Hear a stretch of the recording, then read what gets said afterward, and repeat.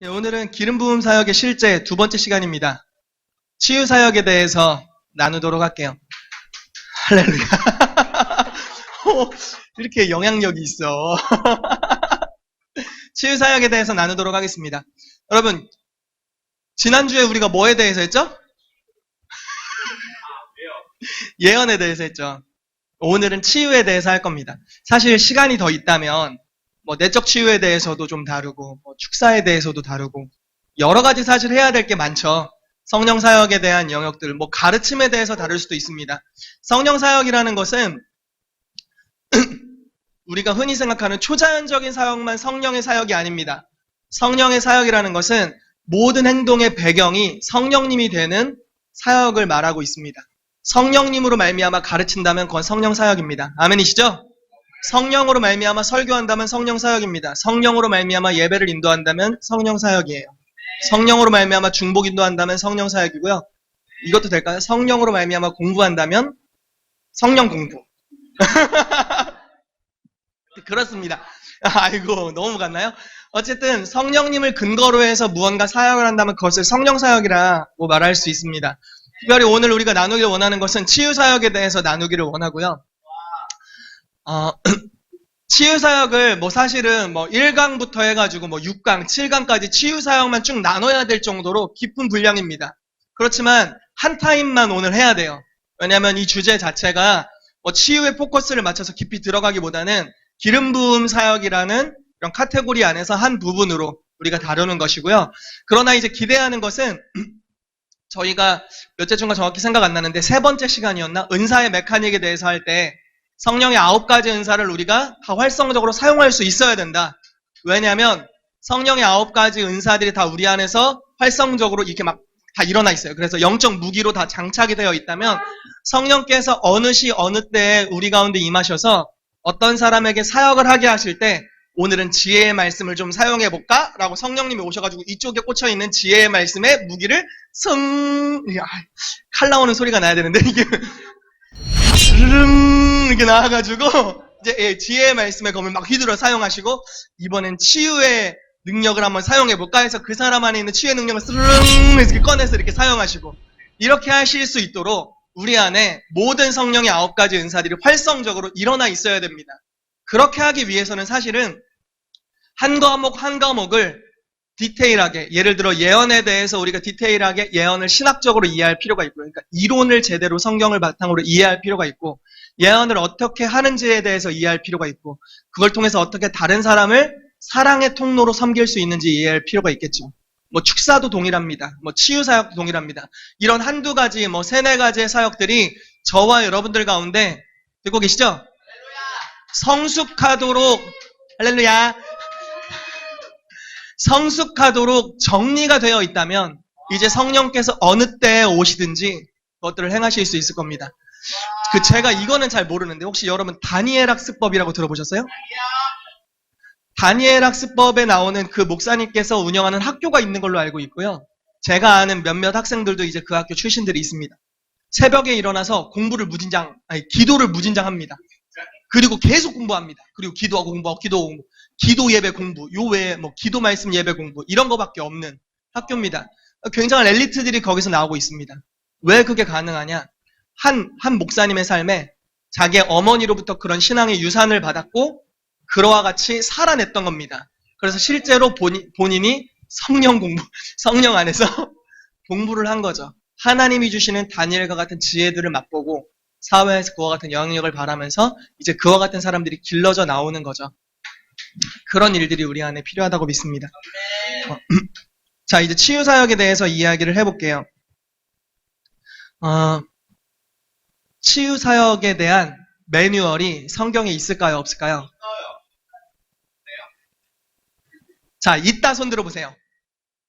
이렇게 치유를 하십시오. 있다. 없다. 자, 정답은 없다입니다. 없다가 정답입니다. 없습니다. 어떻게 치유 사역을 하라는 정답이 없어요. 근데 치유는 있다. 치유는 있다고 나옵니다. 그렇지만 어떻게 해야 된다는 정답이 없습니다. 왜 그럴까요? 성령 가운데. 왜 그럴까요? 예수님이 매번 똑같은 방법으로 치유 사역하셨을까요? 아니면 다 달랐을까요? 어? 예수님이 침 뱉었어요. 네, 누구한테 침 뱉었어요? 어디다가? 장님 눈에 이렇게 뱉었어요? 예, 정확하게 말씀을 드리자면 진흙을 허다가 진흙에다 침을 뱉으셨습니다. 그리고 이 진흙에 침 뱉은 걸 이렇게 이겼습니다. 그리고 눈에다가 탁 붙였습니다. 그리고서 선포하시기를 실로암 연못에 가서 씻으라 이렇게 선포하셨죠. 달랐어요. 예수님이 왜 그런 행동을 하셨을까요? 만약에 그게 매뉴얼이라면 여러분 오늘날 우리가 눈이 안 좋은 분 우리 요셉이 같은 경우는 라섹을 해서 지금 치료받고 있죠. 어느 날 희은이가 요셉이 눈에 침을 뱉으면서 갑천에 가서 씻으십시오 형님. 만약에 이게 매뉴얼이라면 예수님이 했던 행동이 매뉴얼이라면 그와 같이 해야 되는 거죠. 그렇지만 그건 매뉴얼이 아니었습니다. 그때그때 다른 사역의 방법이었죠. 네, 그때그때 다른 사역의 방법이었습니다. 하나님은 하나님의 능력을 풀어낼 로봇을 원하지 않으십니다. 자, 다시 얘기해 볼게요. 하나님은 이 땅에 하나님의 능력을 풀어낼 수 있는 로봇들을 원하지 않으세요. 그냥 주님이 이러니까 이렇게 뭐 죄송해요. 연기가 좀 그렇죠. 이런 로봇을 원하시는 게 아니에요. 주님은 하나님과 인격적인 관계를 맺고 주님의 하나님만이 가지고 계신 것을 나눌 만한 우정관계를 가진 친구들을 원하신다는 겁니다. 예수님과 그와 같은 방법으로 사역하셨습니다. 매번 성령의 음성을 듣는 겁니다. 성령님, 지금 어떻게 사역하길 원하시죠? 내 앞에 병든 사람이 있습니다. 어떻게 해야 됩니까? 진흙을 가져다가 침을 뱉어라. 그리고 눈에다 딱 붙여라. 실로암 연못에 가서 씻으라고 말해라. 그럼 치유될 것이다. 매번 다른 방법. 귀머거리 되고 벙어리 되었던 한 병자를 향하여서는 어떻게 했을까요? 네, 침 팍! 혓바닥에 탁 됐어요. 혓바닥에 침 뱉어서 손 얹으시고 두 귀에 손가락을 넣으셨습니다. 그리고 에바다라고 선언하셨습니다. 그러니까 혀에 맺힌 것이 풀리고 귀가 열렸죠. 매번 다른 방법으로 하나님과 우정을 누리면서 했다는 겁니다. 여러분 치유사역의 여정, 기름 부으심의 사역의 여정으로 여러분들이 깊이 간다면 가장 강력한 열매가 한 가지 있습니다. 그것은 무엇이냐면 하나님과 친밀해지게 될 것입니다. 할렐루야. 아주 좋은 일이죠. 그래서 기름 부으심 사역을 우리는 해야 됩니다. 단지 은사 사역을 할 것이 아닙니다.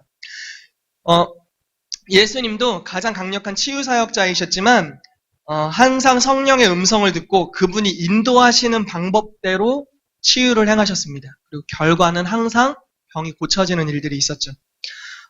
이러한 예수님의 사역 방식이 우리에게 단순함을 줍니다. 복잡하지가 않아요. 단순해요. 그냥 사역을 위해서 나아갈 때 어떻게 해야 될지 성령의 음성을 듣고 그대로 행동하면 항상 결과가 오는 겁니다. 굉장히 단순하죠. 듣고 순종하면 됩니다. 네, 듣고 순종하면 돼요. 네, 이상한데? 듣고 순종하면 됩니다. 그런데 여러분 성경의 곳곳에는 매뉴얼은 없지만 치유의 요소들은 있습니다. 단서라고 해야 될까요? 치유가 잘 일어날 수 있는 단서가 있습니다. 그 단서 3가지에 대해서 오늘 알아보도록 할게요. 사실은 치유에 대해서 강의하려면 치유가 하나님의 뜻이냐부터 해가지고 성경적으로 어떤 근거가 있느냐 여러 가지를 해야 되지만 사실 그런 걸 다 다룰 시간은 없습니다. 오늘은 어떻게 치유 사역을 하는지에 대해서 그 실습 부분만 딱 다루도록 하겠습니다. 만약에 더 많은 정보를 원하신다면 오른쪽에 비치되어 있는 가입 신청서에 작성을 하시면 영적인 흐름 안에서 함께 같이 공유할 수 있게 되실 거니까 그런 방법을 택하시기를 축복합니다. 할렐루야.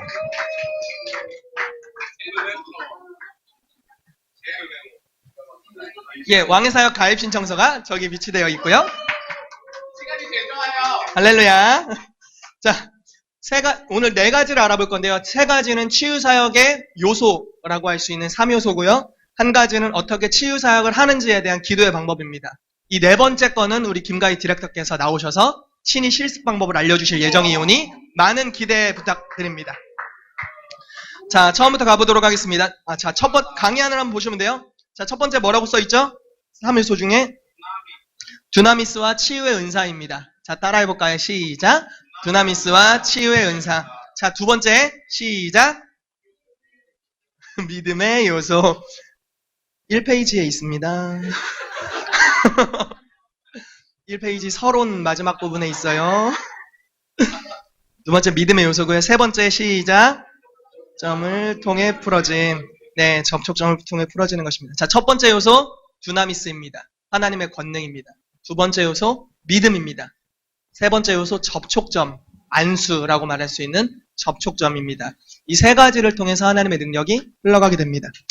자, 말씀을 한 구절 보겠습니다. 마가복음 5장 25절에서 34절까지. 마가복음 5장 25절에서 34절까지 말씀입니다. 우리 같이 교독하도록 하겠습니다. 제가 한 절, 여러분들이 한 절 읽겠습니다. 12해를 혈루증으로 알아온 한 여자가 있어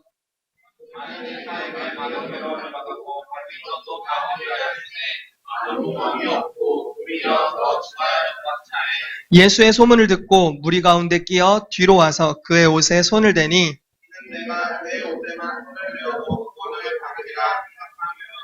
이에 그의 혈루 근원이 곧 마름에 병이 나은 줄을 몸에 깨달으니라.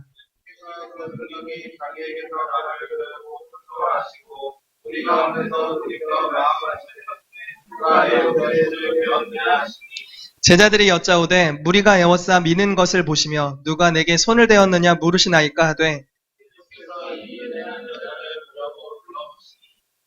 여자가 자기에게 이루어진 일을 알고 두려워하여 떨며 와서 그 앞에 엎드려 모든 사실을 여쭈니. 같이 읽겠습니다. 예수께서 이르시되 딸아 내 믿음이 너를 구원하였으니 평안히 가라. 내 병에서 놓여 건강할지어다. 아멘. 자, 여기에 3요소가 다 있습니다. 찾아볼까요? 자, 두나미스 어디 있을까요? 능력, 권능 어디 있습니까? 자, 30절 보면 예수께서 그 능력이 자기에게서 나간 줄을 곧 스스로 아셨습니다. 능력이 예수님 안에 있었습니다. 그렇죠? 자, 그러면 믿음이 어디 있죠? 믿음이 나온 구절, 28절이죠. 이는 내가 그의 옷에만 손을 대어도 구원을 받으리라 생각하밀라. 생각했다고 표현되지만 뒷부분에 보면 딸아 네 믿음이 너를 구원하였다라고 예수님이 그 딸의 믿음을 칭찬하시면서 선언해 주십니다. 믿음이 있었고 권능이 있습니다. 세 번째로 접촉점이 어디 있습니까? 27절? 네. 그의 옷에 손을 대니. 옷이 접촉점이었습니다. 희은이가 정답을. 자, 이 말씀을 보면요. 권능은 예수님께 있었고 믿음은 누구에게 있었어요? 여자에게 믿음이 있었고요. 접촉점은 뭐였어요? 옷이었죠. 옷과 여인이 옷을 만진 것이 접촉점이었죠. 이 세 가지가 있었습니다. 두나미스라는 헬라어 단어는요. 하나님의 기능과 능력을 의미하는 단어고요. 능력이라는 뜻입니다. 이러한 어원으로부터 영어 단어 다이나믹이랑 다이나마이트가 나왔습니다. 예수님은 그에게 폭발적인 능력이 나갔던 것을 알고 계셨습니다. 그러니까 능력이 예수님에게 있었던 겁니다. 여러분, 예수님은 항상 능력을 갖고 계셨어요. 근데 이 능력을 뭐라고 일컫냐면 성령의 권능이라고 일컫고 있습니다. 누가복음 4장 14절 말씀 보면요. 예수께서 성령의 권능으로 갈릴리에 돌아가시니 그 소문이 사방에 퍼졌고라고 나옵니다. 성령의 권능을 가지고 가셨습니다. 누가복음 6장 19절에 온 무리가 예수를 만지려고 힘쓰니 이는 능력이 예수께로 나서 모든 사람을 낫게 하밀러라. 이렇게 나옵니다. 여러분, 신기한 걸 하나 말씀을 드릴게요. 어떤 사람이 선두주자로서 무언가를 개척한다면 이제 그 다음 일들이 쉽게 일어납니다. 예를 들어서 저도 정확히 기억은 안 나는데 운동선수 중에 100m를 처음에는 10초대에 이렇게 돌파하지를 못했대요. 그러다가 어느 한 선수가 할 수 있다라는 나름의 생각을 가지고 9초대로 돌파해낸 겁니다. 처음이었습니다. 그게 몇 년도에 일어난 사건인지 모르겠는데요. 처음 돌파해냈습니다. 그리고 나서 거의 모든 선수들이 다 9초대 선수들이 됐답니다. 불가능하다고 여기는 어떤 특정한 영역을 누군가 한 사람이 딱 뚫어냈을 때 이제 그 다음 사람부터는 그 영역을 쉽게 뚫어내다라는 겁니다. 누가복음 6장 말씀에 6장 19절에 온 무리가 예수를 만지려고 힘썼다고 나옵니다. 예수님이 가서 안수해 준 게 아니라 온 무리가 예수를 만지려고 했답니다. 이게 왜 이런 일이 발생됐을까요? 혈루증 앓았던 한 여인이 아직 그러한 일이 한 번도 일어나지 않은 그때에 만졌습니다. 그리고 치유를 얻었습니다. 그 소문이 온 땅에 퍼진 거죠. 그때부터는 만지려고 득달같이 달려든 거예요. 네, 홍보 효과. 만약에 여러분들 중에 하나님의 치유를 경험하게 된다면 아직 치유되지 않았던 질병 가운데 여러분들이 치유를 받게 된다면 여러분들을 통해서 치유가 쉽게 일어나게 될 겁니다. 만약에 여러분들 가정 중에 한 사람이 치유받게 된다면 치유받을 만한 믿음이 그 가정 전체 위에 풀어지게 될 겁니다. 이 사람은 강팍해서 결코 구원받을 수 없어 라고 여겼던 그 한 사람이 여러분들의 기도와 복음 전함을 통해서 구원받게 된다면 그 주변에 강팍한 사람들이 줄을 서서 구원받는 역사들이 있게 될 것입니다. 연쇄적인 효과가 일어나게 되는 거죠. 이해되시죠? 여러분, 그래서 첫 번째 주자가 굉장히 중요합니다. 여러분들이 그 첫 번째 주자들이 되시기를 축복합니다. 아멘. 여러분들 가정 중에는 믿지 않는 가정들이 있습니다. 제 가장 가까운 곳에도 믿지 않는 가정이 있습니다. 어떻게 해야 됩니까? 우리 집안은 원래 강박해요. 타고났어. 배를 이어가지고. 그래서 복음도 변화시켜. 이렇게 하면 이제 끝나는 거예요. 빠이빠이 짜이젠. 안녕 지옥 백성. 뭐 이렇게 되는 겁니다. 안 되죠. 그럼 안 되는 거죠. 예, 기도와 복음 전도를 통해서 그 가정이 구원받도록 해야 됩니다. 그럼 어떤 일이 일어납니까? 돌파가 일어나게 될 겁니다. 그러면 연쇄적으로 가정들이 구원받는 역사가 있게 될 것입니다. 아멘. 치유도 동일합니다. 자, 어쨌든 핀트가 이상한 데로 갔는데 예수님은 권능을 가지고 계셨습니다. 그런데 예수님이 언제부터 권능을 가지고 계셨을까요? 질문. 자, 태어났을 때, 30살 때, 세례 받을 때, 또 언제요? 자, 셋 중에 하나에 손 드시면 돼요. 첫 번째 태어났을 때, 두 번째 30살 때, 세 번째 세례 받을 때. 자, 1번이 맞다고 생각하시는 분? 2번이 맞다고 생각하시는 분? 3번이 맞다고 생각하시는 분? 그러니까 정확하게 정답은 모르시는 거네요. 3번이 정답입니다. 요한에게 세례를 받을 때 비둘기 같은 성령께서 예수님에게 임하셨습니다. 자, 예수님의 권능은 잘 들어보세요. 예수님의 권능은 예수님 스스로의 것이 아니었습니다. 예수님 물론 하나님이시죠. 빌립보서 2장에 하나님됨을 내려놓고 인간의 모습으로 오셨습니다. 신성을 내려놓으셨다는 거죠. 이 땅에서 치유사역을 행하신 것 예수님이 하셨습니다. 그러나 스스로의 성삼위 하나님 중에 제2위이신 성자 하나님으로서 사역하신 게 아닙니다. 누군가로부터 능력을 받으셨습니다. 그게 누구의 능력이었냐? 성령의 능력이었습니다. 예수님이 30살 이전, 요한에게 세례받기 이전에 초자연적인 사역을 행했다는 단 한 구절도 존재하지 않습니다. 오직 성령의 세례를 받으신 그 이후부터 권능으로 무장되셨고 권능으로 사역하셨습니다. 요한에게 세례를 받았을 바로 그때 성령께서 임하신 겁니다. 여러분, 그렇다면 여러분들은 어떻습니까? 여러분들에게 권능이 어디 있습니까? 있습니까? 없습니까? 있죠. 여러분들은 언제 권능을 받았습니까? 여러분들 개인적으로 한번 생각해 보세요. 여러분들 개인적으로 언제 권능을 받으신 것 같으세요?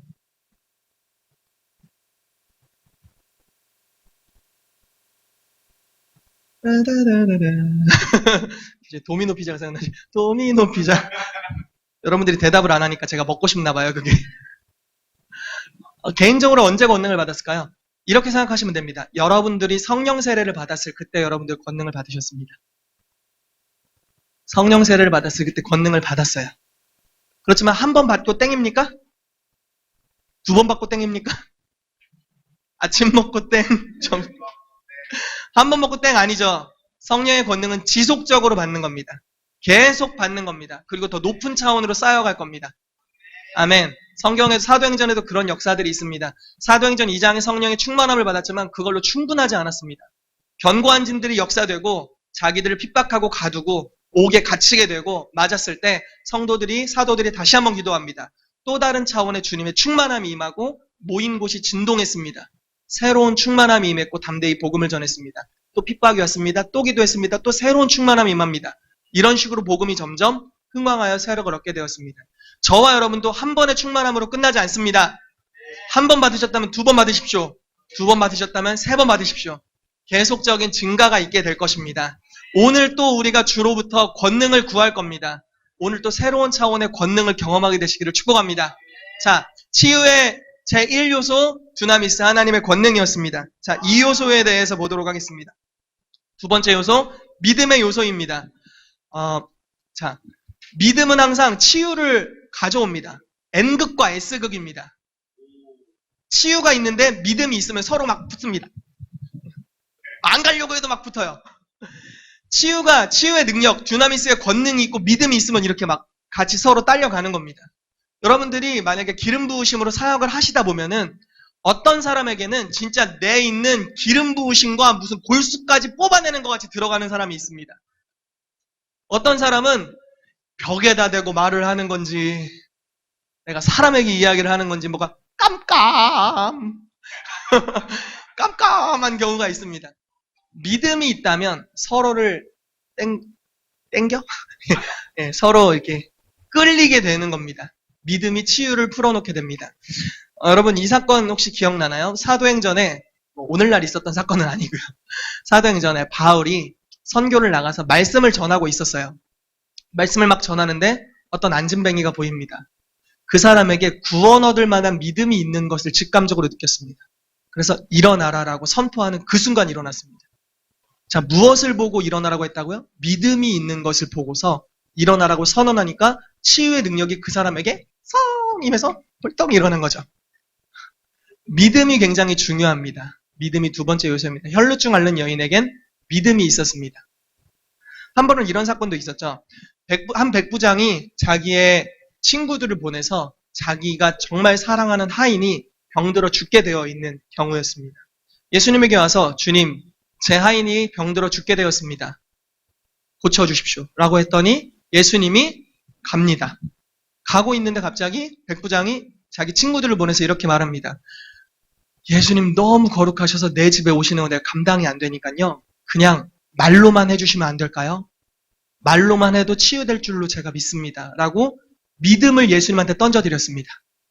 그랬더니 예수님이 네 말대로 될지어다 하는 순간 치유되었습니다.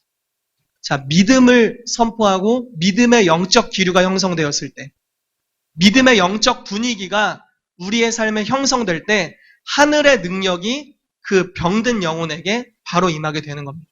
여러분, 믿음의 영적 분위기를 형성할 줄 아는 자들이 되시기를 축복합니다.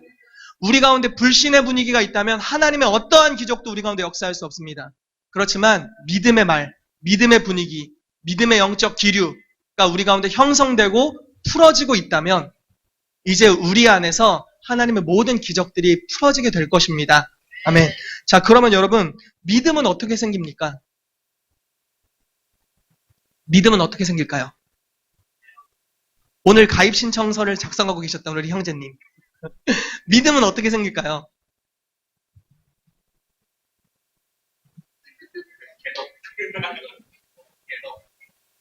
계속 소통.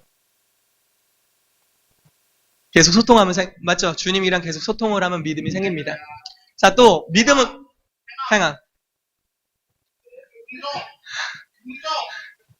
믿음은 강의안을 참조하시면, 믿음은 들음으로 생긴다. 이렇게 나와있죠? 네, 믿음은 들음으로 생깁니다. 뭐, 여러 가지 요소가 있을 수 있어요. 믿음으로 행했어요. 그런데 결과를 봤어요. 그럼 뭐가 생겨요? 믿음이 또 생기죠. 아멘이시죠? 그걸 가리켜서 믿음에서 더 큰 믿음으로 간다고 합니다. 믿음에서 믿음에 이른다고 말을 합니다. 믿음은 더 큰 믿음을 가져옵니다. 그런데 원초적으로는 믿음은 들음으로 생깁니다. 무엇을 듣느냐가 중요합니다. 그런데 믿음은 들음으로 생기고 들음은 그리스도의 말씀으로 말미암는다라고 나오는데요. 여러분, 무엇을 듣는지가 그 사람의 믿음을 형성합니다.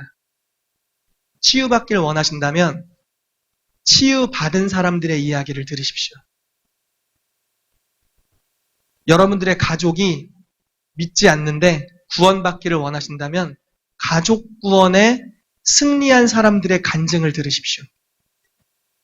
만약에 여러분들이 치유받기를 원하는데 아무리 기도해도 치유 안 받은 사람 이야기를 듣는다면 치유는 없습니다. 이해되세요?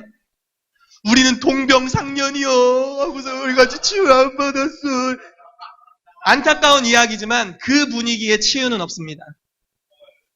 그렇다고 멀리하라는 것이 아닙니다. 믿음의 친구들을 찾아가야 된다. 이해되세요? 또 무슨 비유가 있을까요? 예를 들어 뭐 내가 일터사역자다 싶으신 분들 있잖아요. 일터사역으로 나를 부르셨다라고 하는 분 있잖아요. 같이 일터사역으로 돌파하려고 했는데 안 된 분들의 허심탄회한 이야기를 들으려 하지 마십시오. 돌파된 사람들의 간증을 들으세요.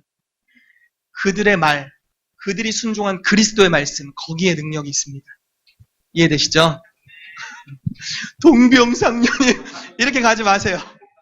왜냐면 믿음은 들음으로부터 옵니다. 아멘.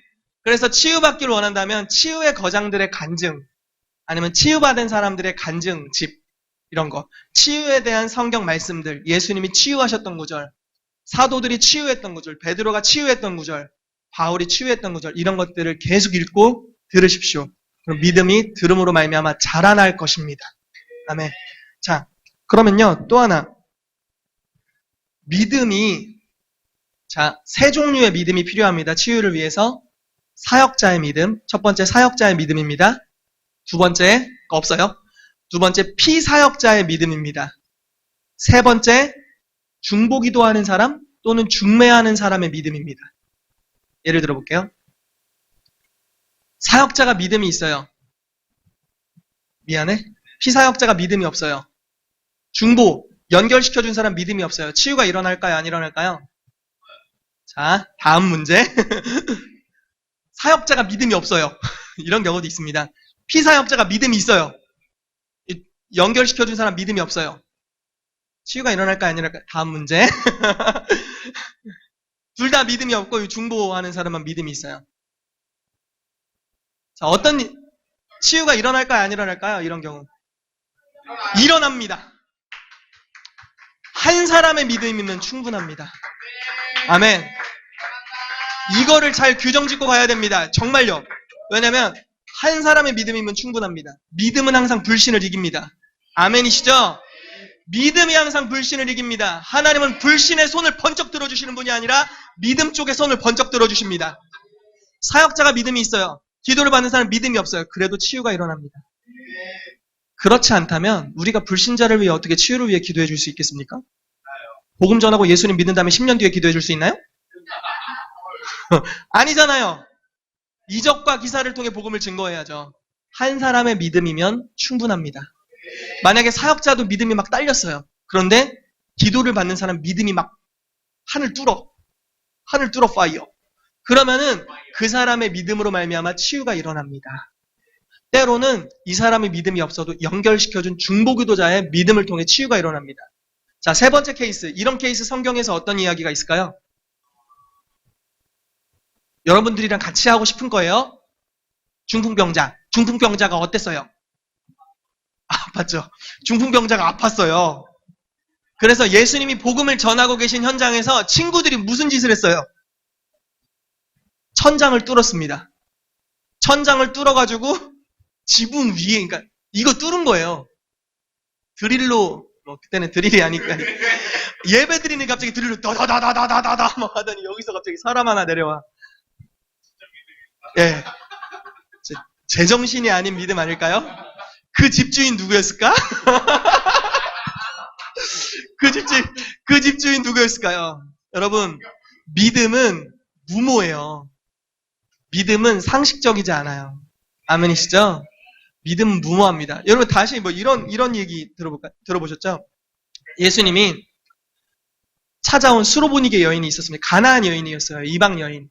자기 딸이 귀신 들려 있었습니다. 안타까운 심정으로 예수님께 왔습니다. 내 딸을 고쳐주십시오. 그랬더니 예수님이 자녀의 떡을 취하여 강아지들에게 던짐이 마땅치 않다.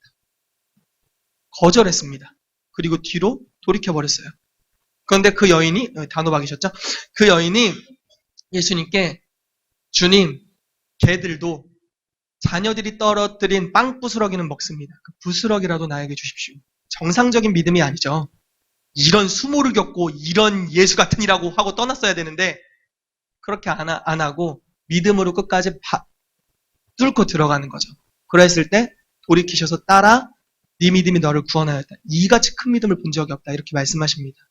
이같이 큰 믿음 본 적 없다고 2번 하셨는데 하나는 이방인 백부장이었고요. 아까 하인을 치료한 또 하나는 이 수로보니게 여인이었습니다. 딱 2 경우였습니다. 큰 믿음은 비상식적입니다. 큰 믿음은 오직 하나님만을 바라보고 뚫고 나갑니다. 우리의 삶에 큰 믿음이 필요한 경우가 있다면 여러분 단지 상식선에서 행동하지 마십시오. 말씀에 기록된 대로 그냥 뚫고 가게 되시기를 축복합니다. 아멘. 그러할 때 하나님이 주시는 놀라운 돌파들이 있게 될 줄로 믿습니다. 네. 가끔 부흥이 일어난 지역의 이야기를 듣잖아요. 그러면은 비상식적인 열정들이 역사됩니다. 하루에 열 몇 시간을 매일마다 10년 기도했다던가 이런 비상식 설문 어딨어? 균형이 어딨어? 아무것도 없어요. 그냥 그거 기도한 거예요. 삶도 균형도 없이 오직 하나님의 나라를 위해 그냥 기도하는 겁니다. 비상식적인 행동이지만 믿음으로 하는 행동들이 하나님의 나라를 가져옵니다. 우리가 큰 믿음으로 나아가길 원한다면 그리스도의 말씀을 들으십시오. 그리고 믿음으로 행동하십시오. 그럴 때 하나님이 주시는 믿음의 결과들을 맛볼 수 있게 될 것입니다. 자, 믿음의 요소가 굉장히 중요합니다. 나머지는 강의안을 좀 참조하시면 될 것 같고요. 자, 세 번째 우리 접촉점에 대해서 보도록 하겠습니다. 접촉점, 다른 말로 안수라고 표현할 수도 있고요. 접촉점, 때로는 옷이 접촉점이 될 수도 있죠. 때로는요, 우리가 사역할 때 보면은 이런 기름이 접촉점이 될 때도 있습니다. 야고보서에 보면 기름을 장로들은 병든 자가 있으면 장로들을 청하여 기름을 바르며 기도할지니라 이렇게 나옵니다. 기름이 접촉점 이 부분에서 왜 이렇게 웃어? 이래야 기름을 바르며 기도할지니라. 볼펜을 물고 연습해야 될 것 같은데. 접촉점이 필요합니다. 손을 얻는 게 굉장히 중요합니다. 또는 발을 얻는, 엄마. 감사합니다.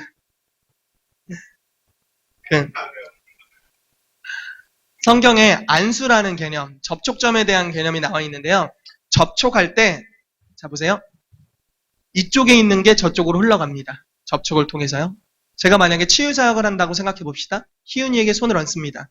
자, 치유의 능력이 저의 어디에 임해 있을까요?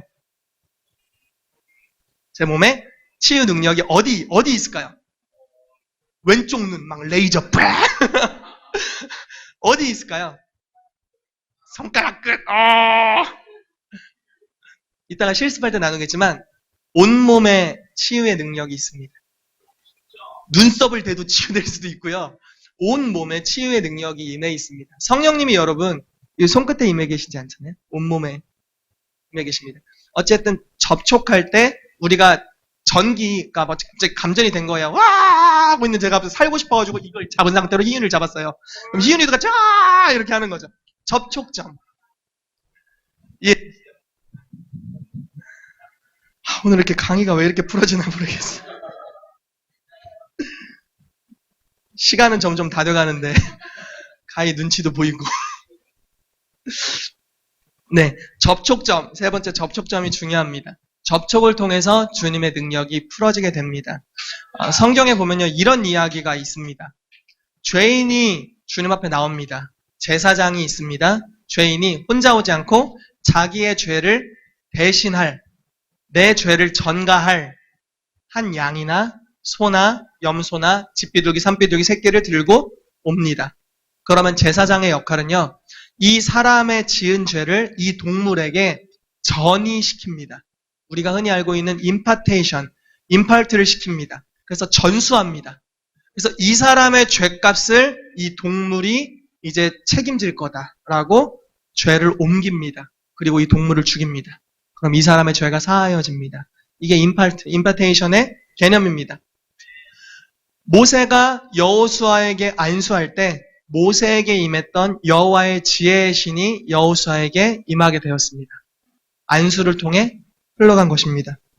바울도 에베소에 도착해서 이렇게 이야기합니다. 너희가 믿을 때 성령을 받았느냐? 우리 성령의 있음도 들어본 적이 없다 라고 말했고, 바울이 안수함에 12명이 방언도 하고 예언도 하더라 라고 나오고 있습니다. 안수를 통해서 능력이 전가되었습니다. 능력이 흘러가는 통로입니다. 사도행전 28장 8절에 4페이지에 있어요. 보블리오에 붙인 이 열병과 이질에 걸려 누워있거늘 바울이 들어가서 기도하고 그에게 안수하여 낫게 하매 라고 나옵니다. 자, 화선에서 어느 섬에 있었습니다. 그런데 그 섬에서 바울이 들어가서 기도해주고 안수했습니다. 손을 얹으니까 능력이 흘러가게 된 것입니다. 자, 예수님은 어떻게 하셨는지 한번 볼까요? 마가복음 1장 40절 42절 나병 환자가 있었습니다. 이 사람이 말하기를 원하시면 저를 깨끗하게 하실 수 있나이다. 예수님께서 나병 환자 글씨로 읽지 마시고 상상을 해보십시오. 나병 환자 귀가 떨어지려고 하는 코가 떨어지려고 하고 눈 쪽 뼈가 함몰되어서 눈알이 빠지려고 하는 모든 피부에 문제가 있어서 만지면 전염될 수도 있는 나병 환자에게 예수님이 내가 원하노니 깨끗함을 받으라 라고 멀리 떨어져서 말로만 내가 원하노니 깨끗함을 받으라 이렇게 말씀하신 게 아니라 손을 얹으셨죠. 손을 얹어서 사랑을 표현해 주셨습니다. 손을 내밀어 그에게 대시며 이르시되 내가 원하노니 깨끗함을 받으라 라고 선언해 주셨습니다. 그러니까 그 나병이 떠나가고 깨끗하여졌습니다. 자, 마가복음 7장 32절 35절에 귀먹고 말 더듬는 자를 데리고 예수께 나와 안수하여 주시기를 간구하거늘 예수께서 그 사람을 따로 데리고 무리를 떠나사 자 이게 중요한 구절이에요. 손가락을 그의 양귀에 놓고 침을 뱉어 그의 혀에 손을 대시며 하늘을 우러러 탄식하시며 그에게 이르시되 에바다 하시니 이는 열리라라는 뜻이라 그의 귀가 열리고 혀가 맺힌 것이 곧 풀려 말이 분명하여졌더라 라고 말하고 있습니다. 자, 예수님께서 어디에 안수하셨냐면 병의 영향을 받았던 부분에 안수했습니다. 여러분 손을 얹는데 어디에 얹어요? 아픈 부분에 손을 얹는 겁니다. 귀가 아프면 귀에, 눈이 아프면 눈에, 수정체가 아프면 그냥 눈에 깊숙이 눈에 뭐 머리가 아프면 머리에 이렇게 손을 그 부위에 얹을수록 유익합니다. 예수님도 그와 같이 하셨습니다. 오늘날의 믿는 자들도 어디에 손을 얹어야 됩니까? 아픈 부위에 손을 얹고 기도하면 됩니다. 마가복음 16장 17절 18절 말씀에 이렇게 나옵니다.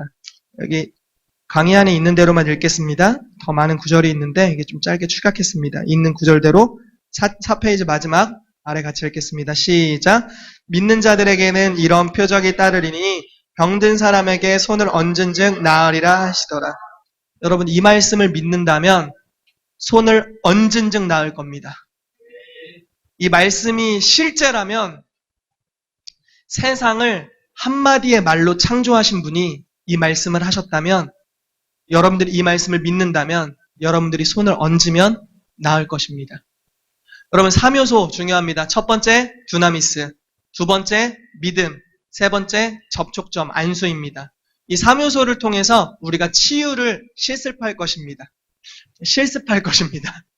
그래서 제가 지금 느끼고 계속 오늘 모임 전부터 느꼈던 것은 오늘 하나님의 권능이 풀어지기를 원한다는 감동이 있어요. 그래서 뭐 여러분들이 강의를 어떻게 들으셨는지는 모르겠지만 오늘 주님의 권능이 풀어지게 될 겁니다. 그래서 우리가 권능을 함께 받읍시다. 그리고 서로에게 흘려보내 줍시다. 그래서 오늘 우리 중에 아픈 사람이 없도록 예수님이 오늘 우리를 고쳐주시고 치료해 주셔서 우리의 몸의 모든 병환들이 치유되는 은혜가 있게 되기를 축복합니다. 뿐만 아니라 오늘 이곳에서 훈련된 저와 여러분들을 통해서 세상이 하나님의 선하심을 보게 되는 그러한 은혜가 있게 되기를 축복합니다.